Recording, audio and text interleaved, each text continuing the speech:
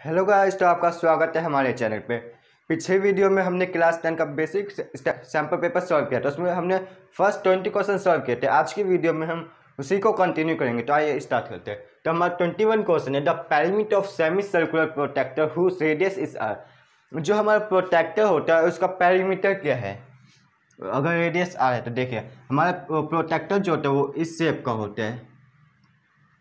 देखिए ये जो एक सेमी सर्कुलर है इतना, और ये जो एक ये सेंटर है, यानी ये आर प्लस ये आर। अब पेरीमीटर जो इसका होगा वो होगा तो सेमी सर्कुलर प्लस ये बेस। अब सेमी सर्कुलर का होगा 2 पाई आर अपॉन 2, यानी पाई आर। अब ये जो हो गया ये बेस, यानी R plus R 2r, R plus R. तो हमसे पेरीमीटर पूछा, यानी ये पूरा सेमी सर्कुलर प्लस बेस, यानी पाई आर प्लस 2r। ऑप्शन हमारा यही होगा, pi r. Option D is correct answer. तो हमारा 22 क्वेश्चन है, if P E denotes the probability on an event E, then अगर पी ई जो हमारा जो हमारा दिखाते हैं इवेंट, तो हमारा जो प्रोबेबिलिटी हो वो क्या हो सकता है, वो जीरो के इक्वल होगा, जीरो से छोटा का क्या होगा। हमने चैप्टर 15 में पढ़ा है, जो हमारा प्रोबेबिलिटी ऑफ इवेंट ई होता है वो जीरो के इक्वल भी हो सकते हैं या बड़ा भी हो सकते हैं, और वो 1 से छोटे भी हो सकते हैं और इक्वल भी हो सकते हैं। यानी ऐसा हमारा कोई ऑप्शन है जी। Yes, option C is correct answer. तो हमारा क्वेश्चन नंबर 23 क्वेश्चन है, in triangle A B C angle B 90 degree, B D perpendicular A C, if AC 9 centimetre and AD 3 centimetre, then BD is equal to, BD हमारा क्या होगा। तो ये देखिए पर हमें एक ट्रायंगल ABC दिया गया है, ABC, ये B जो है 90 डिग्री है, BD परपेंडिकुलर AC है, BD परपेंडिकुलर AC जो है वो है 9 सेंटीमीटर, यहाँ से लेकर 9 सेंटीमीटर। AD जो है वो है 3 सेंटीमीटर और ये है 6 सेंटीमीटर। तो हमसे पूछा गया कि ये जो BD है वो क्या होगा। अब देखिए हमने चैप्टर 6 में प्रॉपर्टी पढ़ा है कि जो अगर एक राइट ट्रायंगल हो, अगर उसके 90 डिग्री से हाइपोटेनियस पे एक राइट एंगल बना जाए, तो जो 3 ट्रायंगल फॉर्म होंगे वो तीनों एक दूसरे में सिमिलर होंगे। यानी जो हमारा ट्रायंगल ADB है, ट्रायंगल ADB वो सिमिलर होगा हमारा ट्रायंगल BDC के, BDC। अब देखिए AD upon BD, AD upon BD। अब जो हमारा हो गया वो, अब हम लेते हैं BD अपॉन CD। अब देखिए AD जो है हमारा वो है 3, BD हमें पता नहीं, CD जो है हमारा 6। अब देखिए 3 multiply 6, BD multiply BD 18, BD square 18 BD 3√2 BD। जो हमारा BD है वो 3√2 सेंटीमीटर, यानी ऐसा कोई ऑप्शन है। Yes, option B is correct answer. तो हमारा क्वेश्चन नंबर 24 है, the pair of linear equation 3x + 5y is equal to 3 and 6x + ky is equal to 8 do not have a solution if. हमारे पास दो equation given है, एक है 3x + 5y is equal to 3 and दूसरा है 6x + ky is equal to 8। ये दोनों कब, इन दोनों का कब एक सेम सॉल्यूशन नहीं होगा, नहीं होगा अगर k इज इक्वल टू 5 है, k इज इक्वल टू 10 है। अगर k नॉट इक्वल टू 10 और नॉट इक्वल टू 5, कोई दो इक्वेशन के सेम सॉल्यूशन कब नहीं होते, जब वो दो लाइन पैरेलल हो। और पैरेलल लाइन की पहचान क्या होती है, A1 upon A2 is equal to B1 upon B2 not equal to C1 upon C2। यही होती है हमारी, जब हम इक्वेशन का ऐसा रिप्रेजेंटेशन हो, तो मतलब वो जो इक्वेशन का है उनका सेम सॉल्यूशन नहीं होगा। तो यानी अब हम वैल्यू पुट कर देते हैं, यानी A1 जो हमारा 3 है, A2 जो है 6 है, इस इक्वल टू B1 जो हमारा 5 है, B2 जो है हमारा K है।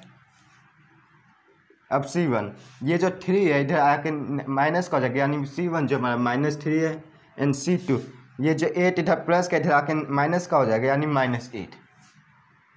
अब देखिए आप इन दोनों को ले लीजिए या इन दोनों को, हमें बस K की वैल्यू चाहिए, हम इन दोनों को ले लेते हैं। 3/6 5/K, यानी हमारा जो होगा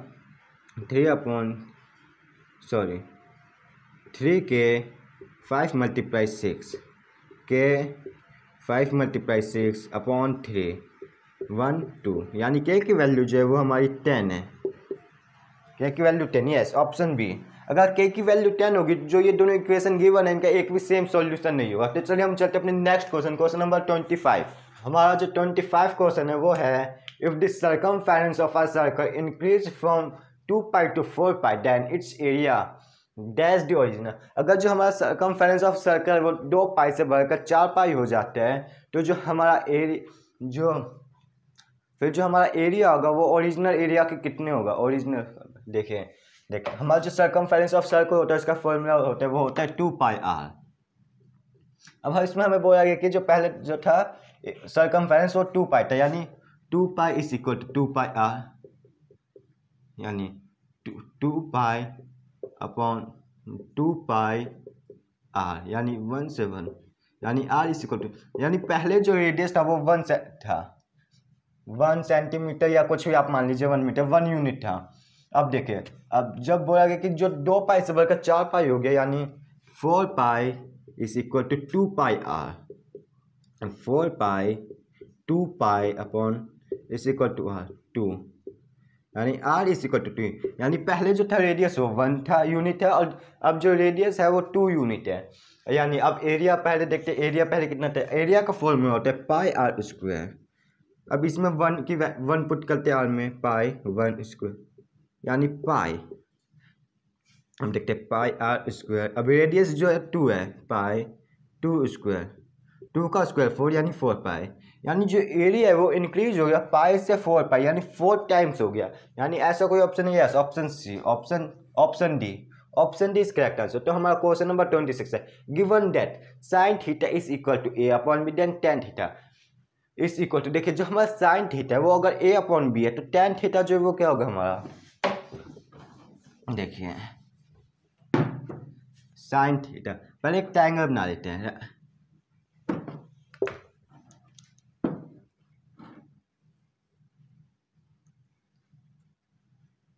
हम मान लेते हैं हमारा जो थीटा है वो ये है।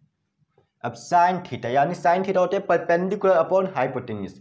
sin θ इसका परपेंडिकुलर ये है, यानी परपेंडिकुलर ए हो गया, हाइपोटेन्यूस बी हो गया। अभी इसको निकाल लेते हैं, ये हो गया हमारा पाइथागोरस थ्योरम से हम निकालेंगे तो ये हमारा होगा b√b² -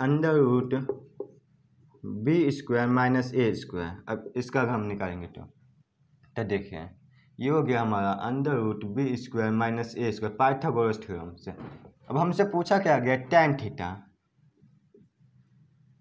tan θ होता है हमारा परपेंडिकुलर अपॉन बेस, यानी परपेंडिकुलर इसका तो ये है a, बेस इसका जो ये है, यानी √b² - a²। ऐसा कोई ऑप्शन है? Yes, option D is correct answer. तो हमारा क्वेश्चन नंबर 27 है if x = 2 sin² θ, y = 2 cos² θ + 1 then x + y। देखिए जो हमारा x है वो अगर 2 sin² θ है एंड y जो है 2 cos² θ + 1 है, तो हमारा जो x + y है उसकी वैल्यू क्या होगी वही फाइंड करना है। मैं फाइंड करते हैं, देखिए हमें x + y की वैल्यू फाइंड करनी है। अब देखिए हमें x एंड y की वैल्यू किसी ना किसी फॉर्म में दी गई है, यानी x + y, जो x + y है, यानी x की वैल्यू क्या है 2 sin² θ, okay, x + y, x की वैल्यू जो वो है 2 sin² θ, ये प्लस का प्लस। अब y की वैल्यू क्या है, y की वैल्यू जो वो है 2 cos² θ + 1, 2 cos² θ + 1। अब देखिए इन दोनों में, देखिए इन दोनों में 2 जो है वो कॉमन है, 2 sign square theta plus cos square theta +1। अब आपने चैप्टर 8 में एक आइडेंटिटी पढ़ा होगा जो होता है वो जो sign square theta plus cos square theta जो होते हैं वो हमारा 1 के इक्वल होते हैं, यानी sine square theta plus cos square theta is equal to 1 + 1। अब 2 × 1 2 + 1 3, यानी जो हमारा x + y है वो 3 के इक्वल है, यानी कोई ऐसा ऑप्शन ए इसका करेक्ट आंसर। तो हमारा जो क्वेश्चन नंबर 28 है वो है if the difference between the circumference and the radius of circle is 37 centimetre, pi is equal to 22/7, then the circumference in centimetre of a circle is. जो देखिए हमारा एक सर्कल है उसका जो सर्कमफेरेंस और रेडियस का जो बीच का डिफरेंस है वो 37 सेंटीमीटर है, तो और पाई की वैल्यू जो वो 22/7 है। तो हमसे पूछा गया कि जो वो सर्कल है उसका एक्चुअली में सर्कमफेरेंस है क्या सर्कल का, तो ये फाइंड करने देखिए मैं बोला गया difference between circumference and radius. Circumference हमारा होता है 2πr एंड रेडियस r, इन दोनों का डिफरेंस है 37।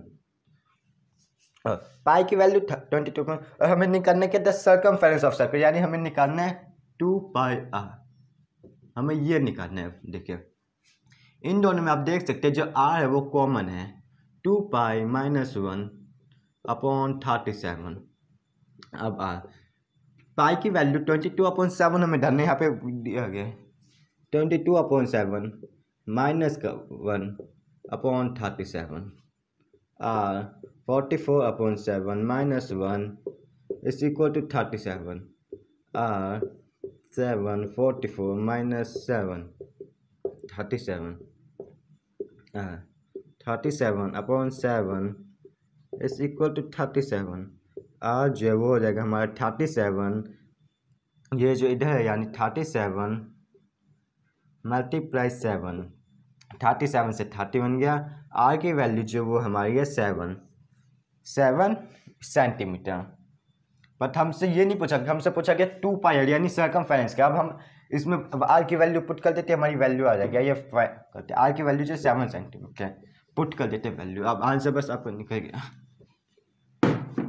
2πr यानी 22/7, r की वैल्यू जो 7 सेंटीमीटर यानी 1 सेंटीमीटर, 2 × 10 × 44, 44 × 1 सेंटीमीटर 44 सेंटीमीटर। आपका जो आंसर है वो है 44 सेंटीमीटर। ऐसा कोई option? Yes, option B correct answer. तो चलिए अब हम चलते हैं अपना क्वेश्चन नंबर 29। जो क्वेश्चन नंबर 29 है वो है the least number that is divisible by all the numbers from 1 to 10 both inclusive. ऐसा सबसे छोटा नंबर क्या है जो सबसे डिविजिबल हो जाए 1 2 3 4 5 6 7 8 9 10। वो ऐसा सबसे छोटा नंबर क्या हो सकता है वही हमें बताना है। वो क्या 100 होगा या 1000 होगा या 2520 होगा या फिर 5040 होगा। अब इसका आंसर कैसे निकालेंगे ये देखते हैं। देखिए इसमें हमें एक ऐसा नंबर निकालना है जो 1 2 3 4 5 6 7 8 9 एंड 10 सबसे डिविजिबल हो जाए, यानी सबसे डिविजिबल होगा यानी एक ऐसा कॉमन नंबर होगा। और हमें एक ऐसा सबसे ऐसा छोटा नंबर बताना यानी लीस्ट होगा, लीस्ट। और इन सब का मल्टीपल भी होगा, यानी देखिए 1 होगा तो इसका मल्टीपल होगा तभी इससे डिवाइड हो पाएगा, यानी मल्टीपल भी होगा, यानी लीस्ट कॉमन मल्टीपल यानी कि एलसीएम। यानी कि अगर हम इनका एलसीएम निकालें तो हमें पता चल जाएगा ऐसा सबसे छोटा नंबर कौन सा है जो इन सब से डिवाइड हो जाएगा। तो ये एलसीएम निकालते हैं इन सब का 1 2 3 4 5 6 7 8 9 एंड 10। अब देखिए 2 से करेंगे 1 1 3 2 5 3 7 4 9 एंड 5। अब फिर 2 से करेंगे 1 1 3 1 5 3 7 2 9 5। फिर से 2 से करेंगे 1 1 3 1 5 3 7 1 9 5। अब हम 3 से करेंगे 1 1 1 1 5 1 7 1 3 5। अब देखिए, अब हम फिर से 3 से करेंगे। 1 1 1 1 फिर 5 फिर 1 7 1 1 फिर 5। अब हम 5 और 7 से करेंगे। 5 1 1 1 1 1 1 7 1 1।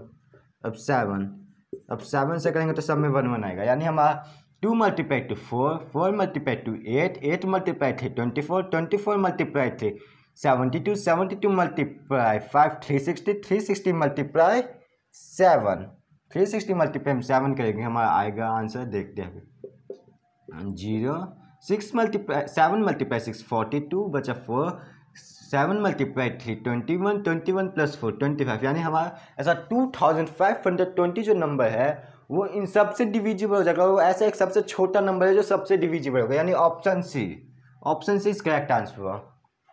हमारा क्वेश्चन नंबर 30 है 3 bell rings at interval of 4 7 and 14 minutes, all 3 rang at 6 AM, when will they ring together again।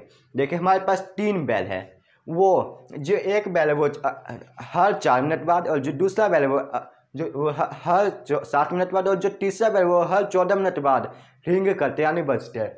अब जो ये तीनों बेल सुबह 6 बजे एक साथ बजते हैं, तब हमें बोला गया है कि अब कब ऐसा कौन सा समय जो फिर से ये तीनों बेल एक साथ रिंग करे।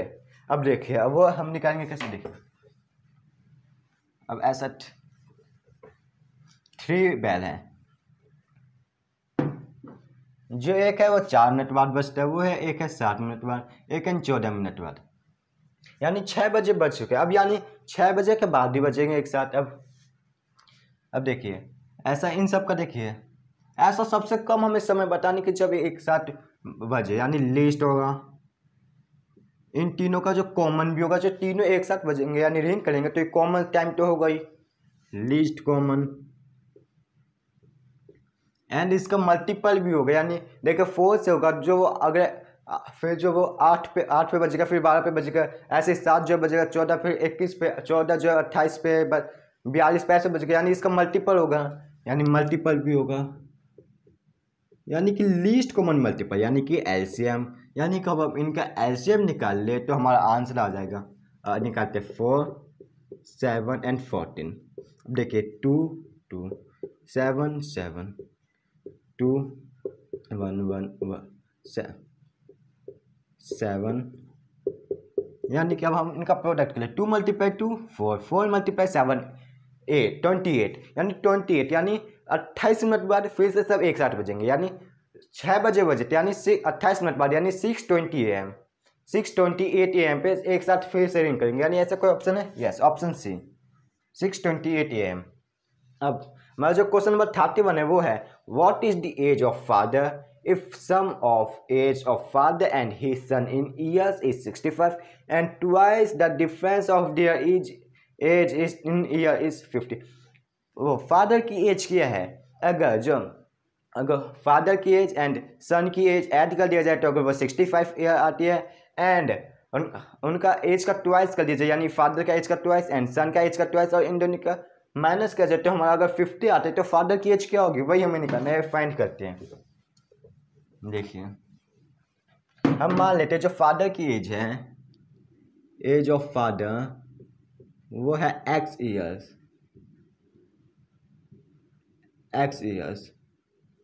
एंड जो एज ऑफ सन है वो है y ईयर। तो अब देखिए हमें बोला गया है sum of age of father and his son, यानी x plus Y is equal to 65, and बोला गया ट्वाइस का है twice the difference of the ages, यानी twice 2x minus 2y is equal to 50। देखिए हमारा एक इक्वेशन तो ये बन गया। दूसरा इक्वेशन, इस इक्वेशन को हम सिंप्लीफाई कर सकते हैं, ये सिंप्लीफाई करते फिर देखिए इन दोनों में जो 2 कॉमन है 2 ले लेते हैं, x माइनस वाई 50 2x 50। अब x minus Y is equal to 50 upon 2 25, यानी x माइनस वाई जो हमारा हो गया वो 25 के इक्वल हो गया। अब देखें हमारे पास दो इक्वेशन फॉर्म हो गए, एक इक्वेशन ये, एक इक्वेशन ये। अब चाहे हम इसको सब्स्टिट्यूशन मेथड से सॉल्व करें, एलिमिनेशन मेथड से सॉल्व करें, आंसर हमारा सेम आएगा। इसको हम एलिमिनेशन मेथड से अभी सॉल्व करते हैं क्योंकि वो तरीका आसान इसमें है।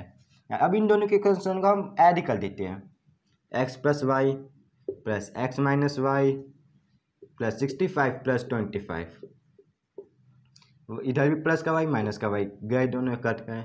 X plus 2x 2x, 65 plus 25 90, x 90/2 45, यानी x जो है वो 45। x किसकी एज है?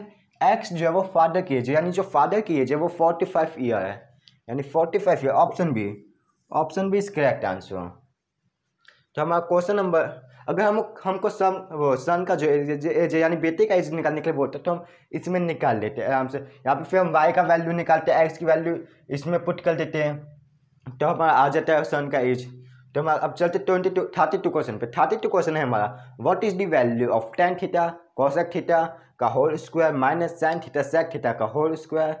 देखिए हमें दिया गया व्हाट इज द वैल्यू, हमें ये एक कुछ दिया गया tan थीटा कोसेक थीटा का whole square minus sine theta sec theta का होल स्क्वायर। हमें पता नहीं कि इसकी वैल्यू क्या हो सकती है। आइए फाइंड करते हैं। देखिए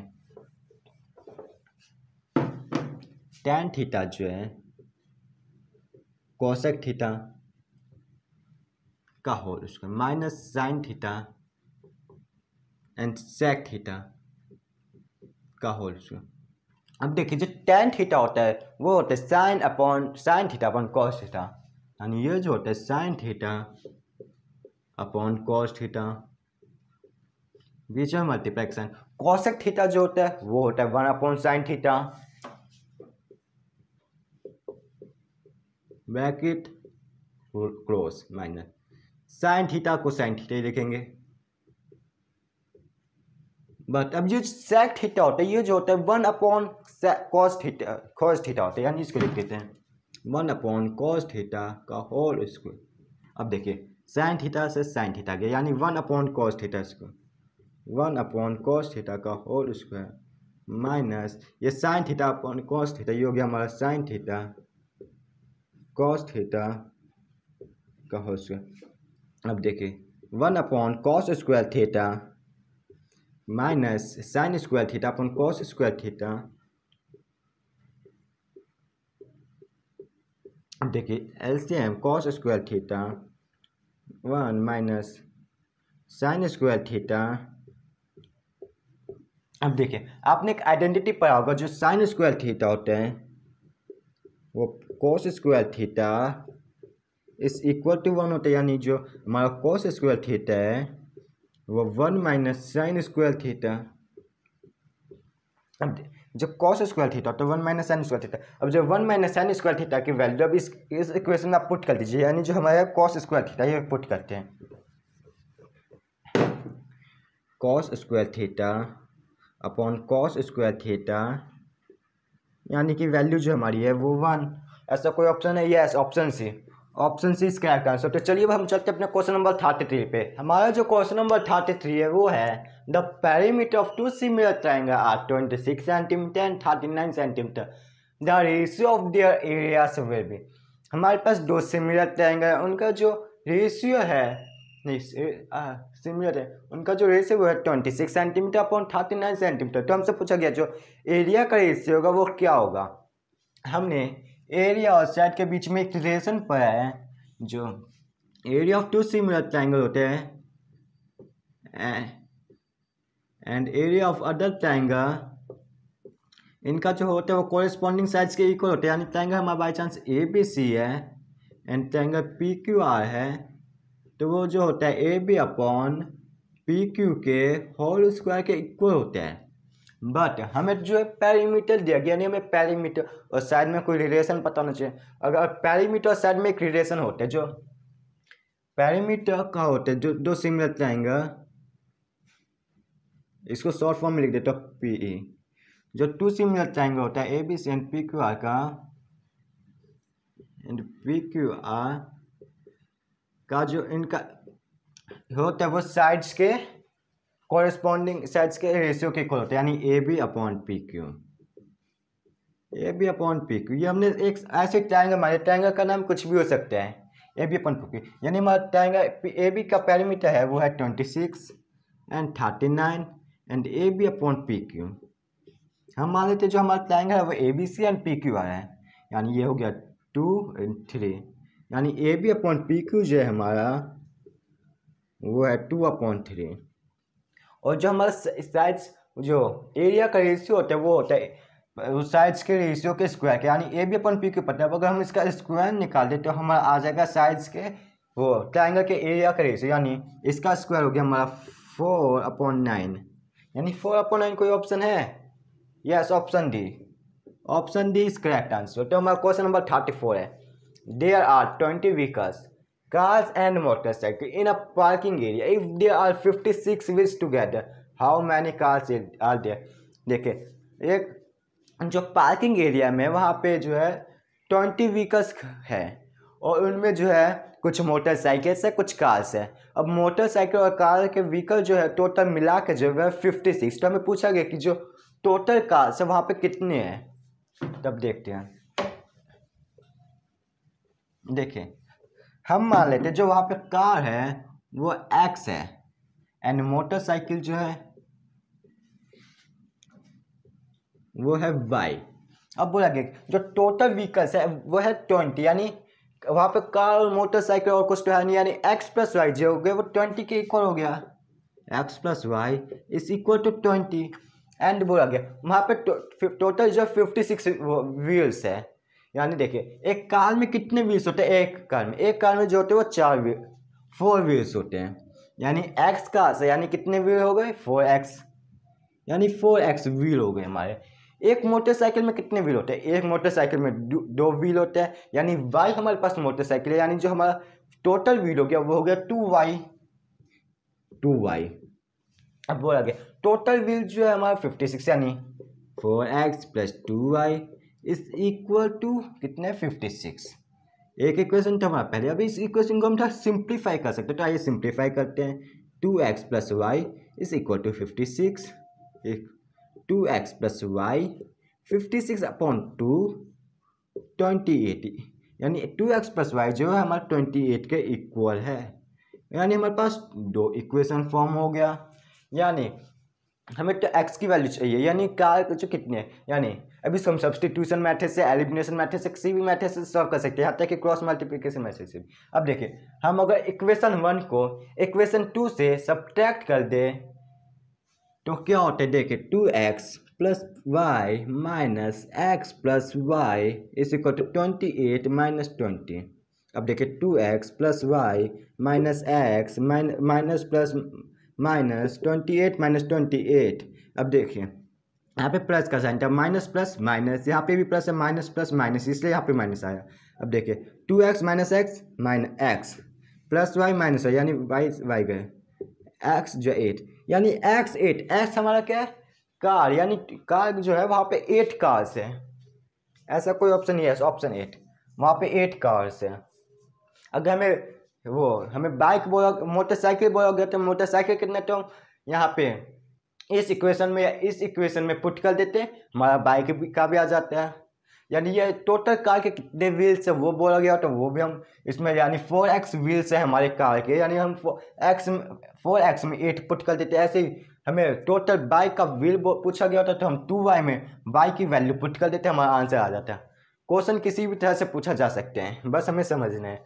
तो हमारा क्वेश्चन नंबर 35 है, a man goes 15 metre to due east and 8 metre due north, how far is he from the starting point. एक मैन है जो जाता है 15 मीटर ईस्ट की तरफ एंड 8 मीटर नॉर्थ की तरफ, तो वो जो मैन है वो अपने स्टार्टिंग पॉइंट से कितनी दूरी पे है ये देखते हैं। तो देखिए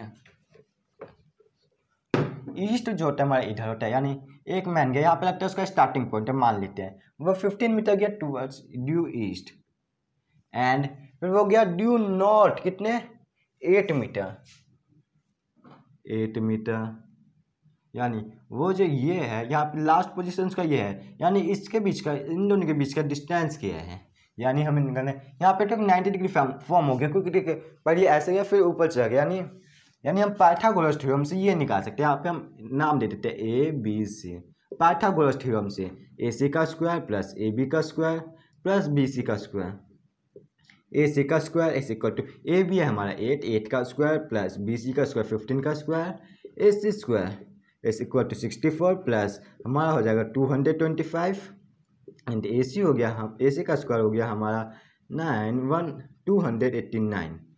अब ए से 289 यानी ए सी जो हो गया हमारा वो हो गया 17 मीटर, यानी option C is correct answer. तो चलिए हमारा क्वेश्चन नंबर 36 है, what is the length of an equilateral triangle of side 8 centimetre.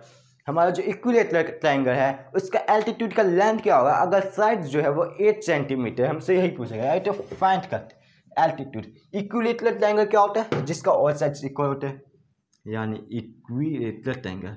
हम इसका लेबलिंग कर देते हैं ए बी सी, सब 8 सेंटीमीटर, 8 8 एंड ये भी 8।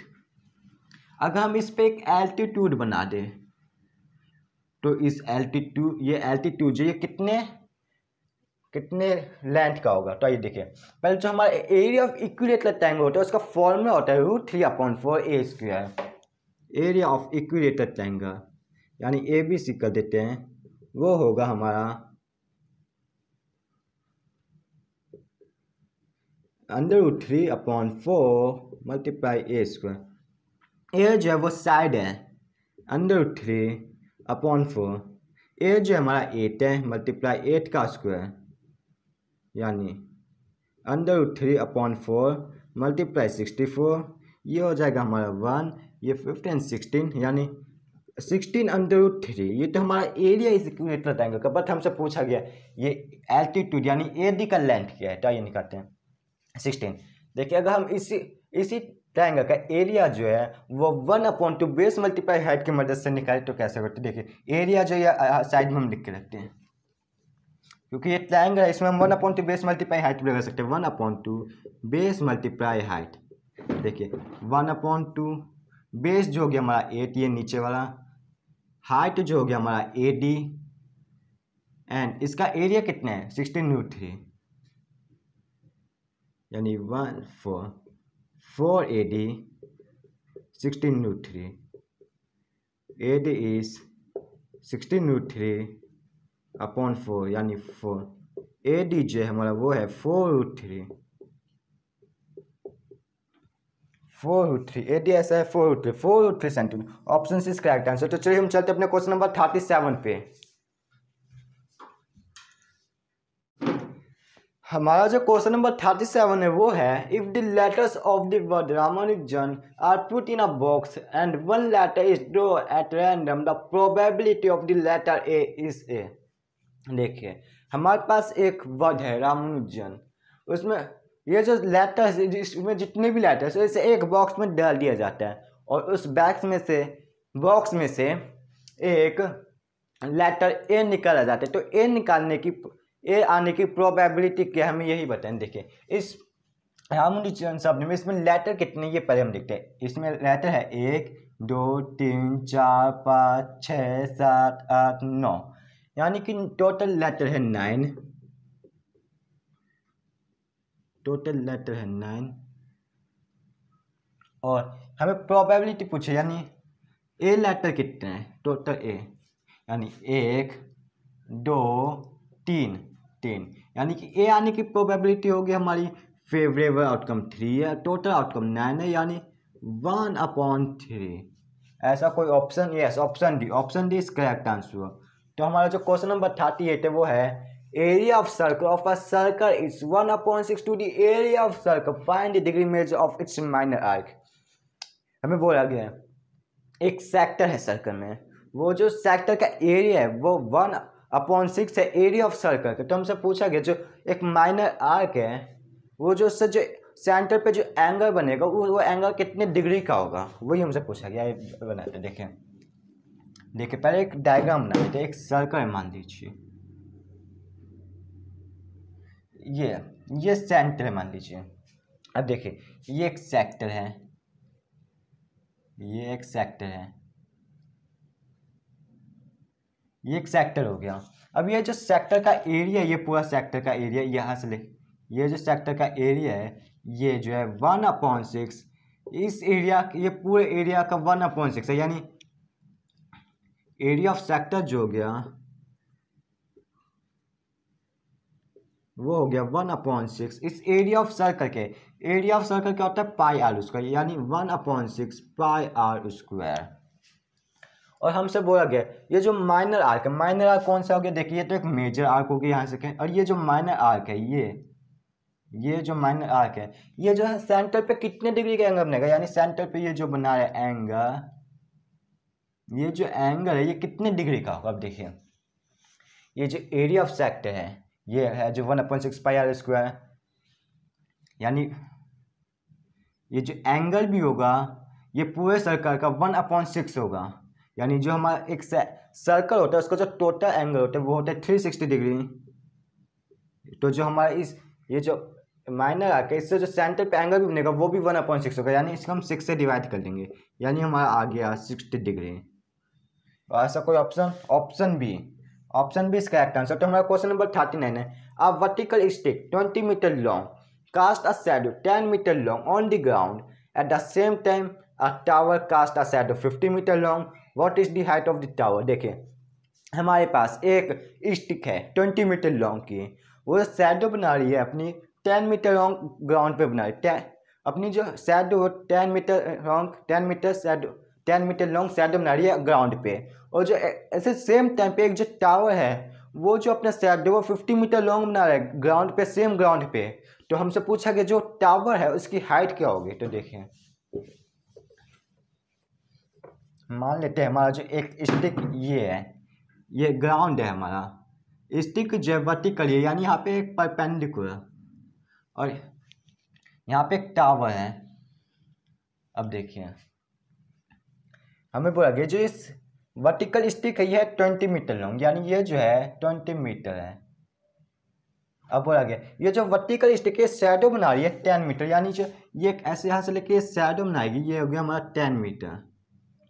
अब बोला गया ये जो हमारा टावर है, अब ये जो टावर है सेम टाइम पे बना है 50 मीटर लॉन्ग शैडो, यानी ये जो हो गया हमारा 50 मीटर, यानी ये जो हमारा हो गया 40 मीटर यहाँ से लेके यहाँ तक। अब हमसे पूछा क्या गया वो देखते हैं, what is the height of the tower. ये जो टावर है इसकी हाइट क्या होगी, पहले इसका नाम दे देते ABC एंड इसको दे देते P एंड Q, यानी हमसे पूछा गया AB की लेंथ क्या होगी। तो अब देखते हैं ये जो टावर है ग्राउंड पे वो वर्टिकली खड़ा होगा यानी परपेंडिकुलर होगा, यानी एक परपेंडिकुलर। अब देखिए अब इन ट्रायंगल PQC जो होगा हमारा सिमिलर होगा ट्रायंगल ABC के।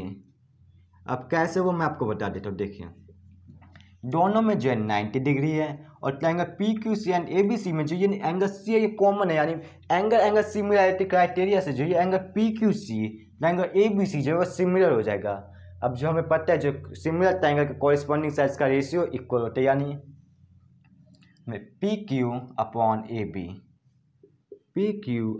AB। अब हम लेंगे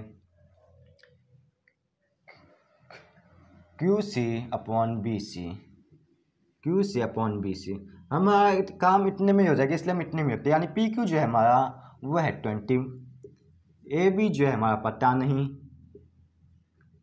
QC जो है हमारा 10 मीटर एंड BC जो है हमारा 50, यानी AB अब हम निकाल सकते हैं, ये इधर आके मल्टीप्लाई का क्रॉस मल्टीप्लिकेशन कर देते हैं, 10 × 50 इज इक्वल टू 10 × AB, यानी 20 × 50 अपॉन 10 AB ये गया, यानी 2 × 50 100, यानी AB जो है वो 100 है, यानी जो टावर की लेंथ है वो है 100 मीटर, क्योंकि AB जो हमारा टावर है, यानी option D is correct answer. जो टावर है उसकी जो हाइट है वो है 100 मीटर।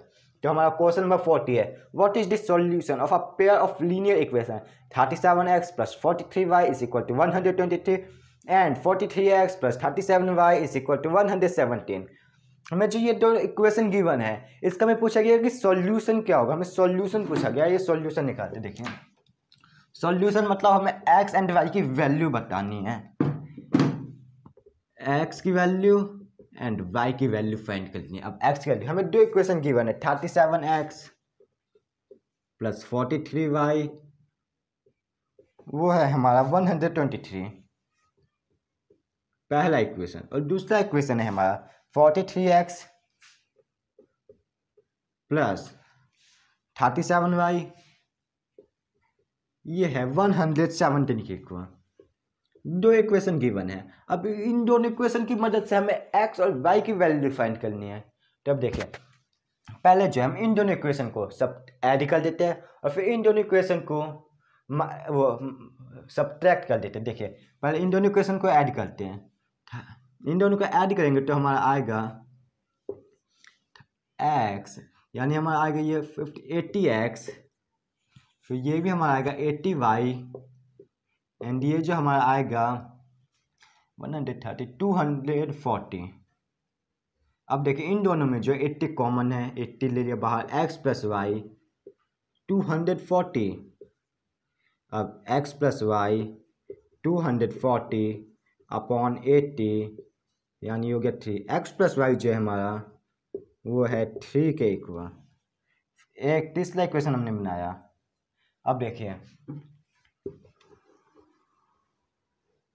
ये जो गिवन इक्वेशन है, ये जो इक्वेशन 2 है, इक्वेशन 2 है, इसको हम इक्वेशन 1 से सब्ट्रैक्ट कर देते हैं, यानी सब्ट्रैक्ट यहाँ पे प्लस माइनस माइनस हो गया, यानी 37x minus 43x minus 6x हो गया हमारा।